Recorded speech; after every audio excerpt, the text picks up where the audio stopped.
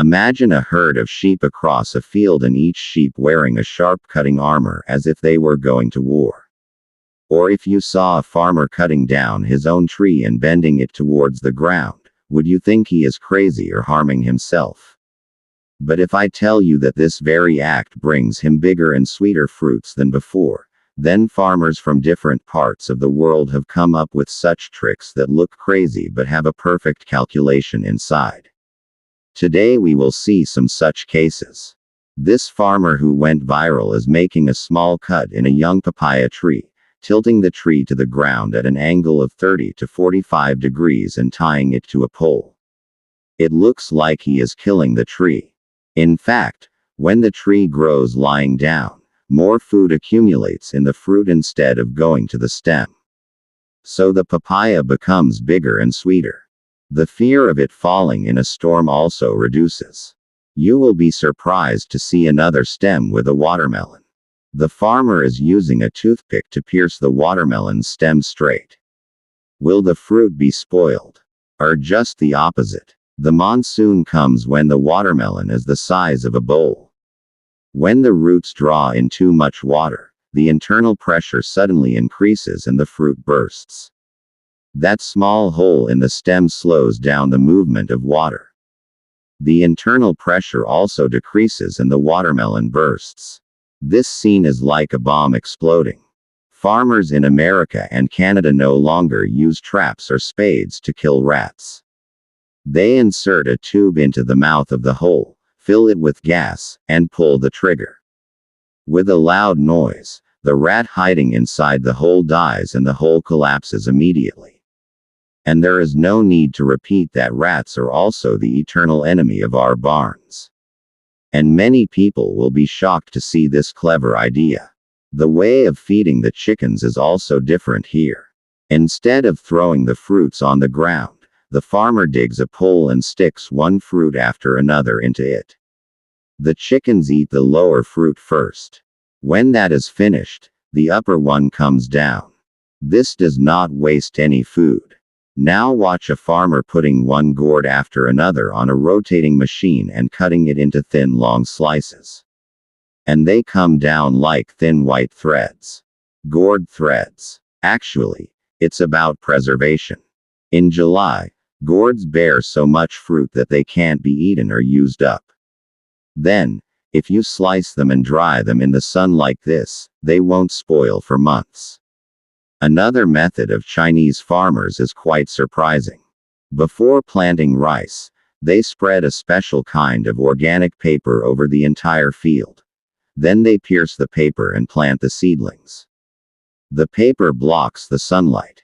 As a result, when the seedlings are young, weeds cannot raise their heads.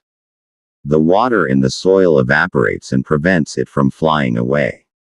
The soil remains wet, and after a month, the paper mixes with the soil and decomposes, becoming organic matter. The seedlings grow by pulling it. It is just a piece of paper, but what use is it? Now let's solve the mystery of the sheep. Whenever the flock of sheep is taken to the field to graze, a group of deer start attacking them. And day after day, the flock starts getting smaller due to attacks. So the farmers have put this cutting armor around the neck and back of the sheep. Even if the deer jumps on it, it cannot bite its neck.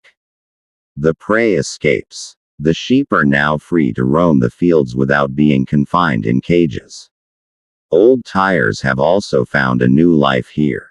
Instead of making a strong bamboo or iron cage, the farmer has cut the discarded tires in half and attached them to the wall. The deer is a comfortable home for egg-laying hens. Being placed high, it remains open. And the eggs do not roll and break on the curved edges of the tires. The eggs are much cleaner than those dropped on the floor. When we dig the ground with our familiar spade, we have to bend our waists repeatedly. The work also progresses slowly. To avoid this hassle, farmers have made two tools and a spade. Two pieces of soil come up with one stroke. The work also progresses twice as fast. This pair of spades is a blessing for weeding the vegetable fields arranged in straight saris.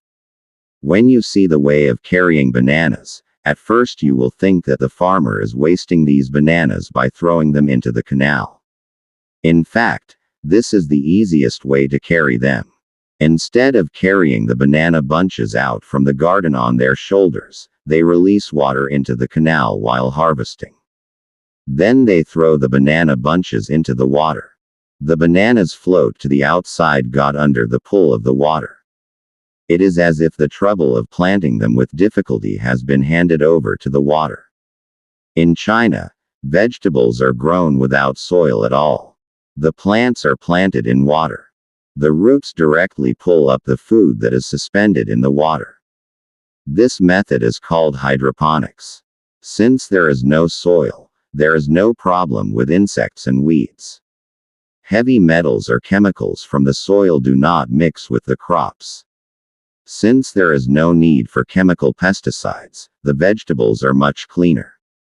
It is claimed that if cultivated in this way, the trees grow much faster than usual.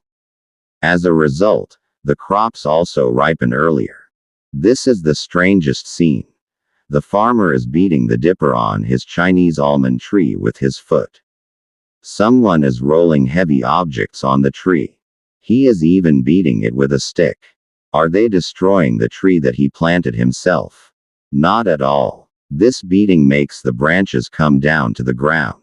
The flowers come early. The soft stem does not break and the tree spreads into many branches as its height decreases. The flowers grow and the nuts are produced much more. What seemed like mere destruction was actually a key to a greater yield.